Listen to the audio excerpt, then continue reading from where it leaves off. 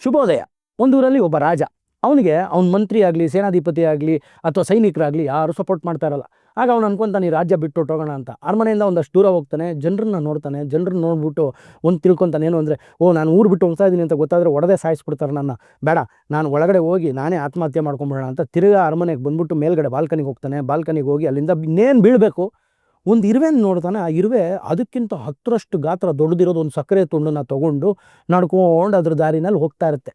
ಆಗ ರಾಜ ಅನ್ಕೊತಾನೆ, ಇದು ನಮ್ಮನೆ ಅರಮನೆದು ಅಡುಗೆ ಮನೆ ಅಷ್ಟು ದೂರ ಇದೆ, ಅಲ್ಲಿಂದ ಬಾಲ್ಕನಿ ತನಕ ಇಷ್ಟು ದೊಡ್ಡ ಸಕ್ಕರೆ ತುಂಡನ್ನು ಎತ್ಕೊಂಡ್ಬಂದಿದೆ ಅಂದರೆ ಇಷ್ಟು ಚಿಕ್ಕ ಇರುವೆ, ನಾನು ಅದಕ್ಕಿಂತ ಲಕ್ಷ ಗಾತ್ರದಲ್ಲಿ ದೊಡ್ಡವನಿದ್ದೀನಿ.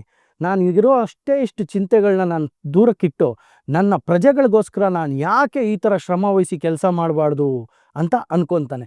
ಇದ್ರ ಅರ್ಥ ಏನು ಗೊತ್ತಾ, ನಮಗೆ ಪಾಠ ಕಲಿಯೋದ್ರಲ್ಲಿ ಚಿಕ್ಕ ಮಕ್ಕಳಿಂದನೂ ಪಾಠ ಕಲಿಬೋದು ಅಥವಾ ಯಾರೇ ನಮ್ಗಿಂತ ಚಿಕ್ಕವರಿಂದನೂ ಪಾಠ ಕಲಿಬೋದು ಅನ್ನೋದೇ ನಿತ್ಯ ಸತ್ಯ.